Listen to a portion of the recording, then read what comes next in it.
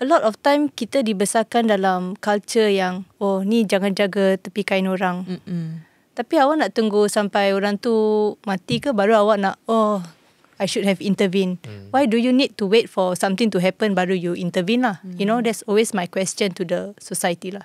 In fact sekarang I'm always surrounded by this kind of people lah. Tapi berbual pasal benda lain, nanti si Beda datang ada gold banyak-banyak tu. Aduh, itu boleh. Itu boleh.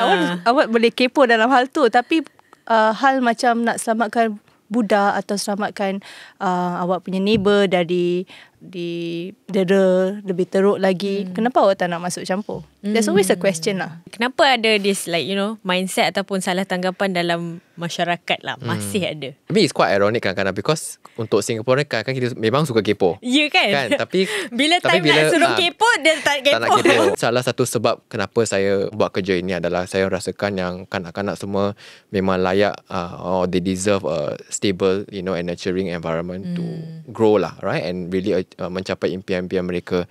Jadi kalau di kesekitaran rumah mereka kan keluarganya tidak memberi sokongan atau memang tak stable, the cycle akan continue lah. Kan, dan paling penting kita sebagai orang dewasa yang sepatutnya bertanggungjawab menjadi suara untuk kanak-kanak yang mungkin tidak ada orang yang boleh mereka kirakan mengadu kepada atau ada sokongan orang dewasa lah.